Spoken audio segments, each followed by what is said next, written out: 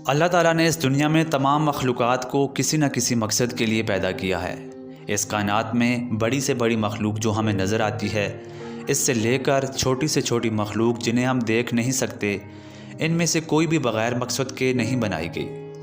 आज की वीडियो में हम बात करेंगे मक्खियों के बारे में कि ये मखलूक क्यों बनाई गई, और अगर मक्खियों का ख़ात्मा हो जाए तो इंसान का ज़िंदा रहना मुमकिन नहीं होगा। किसी रिसर्चर ने कहा है कि अगर ये मक्खियाँ दुनिया से ख़त्म हो जाएं तो इंसानों का इस कुरे अर्ज़ पर रहना नामुमकिन हो जाएगा। हाल में ही मक्खियों को दुनिया की सबसे अहम मखलूक के तौर पर तस्लीम किया गया है। मक्खियाँ ऐसा क्या करती हैं जिसके बग़ैर इंसानों की ज़िंदगी भी मुमकिन नहीं है, बल्कि तसव्वुर ही नहीं किया जा सकता कि इंसान इस कुरे अर्ज़ पर ज़िंदा रह सके। जैसा कि हम सबको मालूम है कि इंसानी ज़िंदगी का दारोमदार फसलों और पौधों पर है। हमें 70% खुराक इन्हीं फसलों से मुयस्सर आती है। पौधे और फसलें फलों और सब्जियों का अहम सोर्स हैं, मगर क्या आपको मालूम है कि ये मक्खियाँ पौधों की अफज़ाइश में अहम किरदार अदा करती हैं। ये पौधों पर बैठती हैं और इन्हें ख़ास अमल से बराबर करती हैं, जिसे हम तिबी मेडिकल साइंस में क्रॉस पॉलिनेशन कहते हैं। आइए अब ये जानने की कोशिश करते हैं कि अगर मक्खियाँ दुनिया से ख़त्म हो जाएँ तो हम इंसानों पर इसका क्या असर पड़ेगा। सब्जियां जैसे खीरा, प्याज, गोभी वगैरह मक्खियों के इस अमल की वजह से ग्रो करते हैं। इसी तरह फल जैसे सेब, तरबूज और फलों का बादशाह आम भी मक्खियों की मरून मिन्नत है।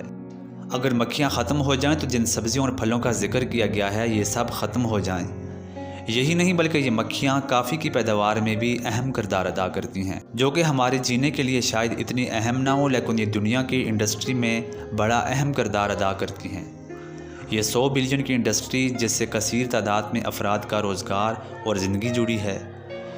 यही नहीं बल्कि बादाम और पिस्ता भी इन मक्खियों की वजह से ही हम हासिल कर पाते हैं, जो हमारे जिस्म को अहम विटामिन फराहम करते हैं। मक्खियों जैसी मखलूक क्या कुछ कर सकती है और कितनी करामत है, ये हमारी सोच और तसव्वुर से कहीं ज़्यादा है। अल्लाह की हर चीज़ की तख्लीक के बारे में अपनी एक हिकमत है, इस पर हम इंसान सोच भी नहीं सकते।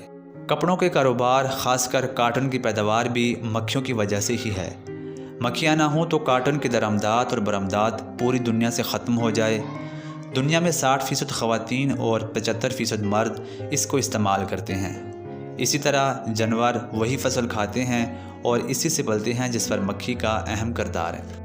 आज हमारे पास खाने के लिए फसलें और पहनने के लिए कपड़े और जानवर ना हों तो एक लम्हे के लिए सोचें कि इंसानों का जीना कितना मुश्किल हो जाए। अगर हम इंसानों को कुरे अर्ज़ पर चलता फिरता देखना चाहते हैं तो हमें इन मक्खियों को ज़िंदा रखना होगा। इसके लिए कुछ संजीदा इक़दामात भी किए जा सकते हैं। इसके लिए कम से कम कीड़े मार अद्वियात इस्तेमाल की जा सकती हैं।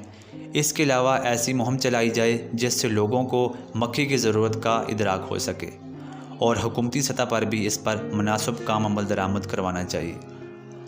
लेकिन जहाँ पर मक्खी नुकसान देती है इसके लिए आपके पास स्प्रे होना चाहिए और कीड़े मार अद्वियात भी होनी चाहिए।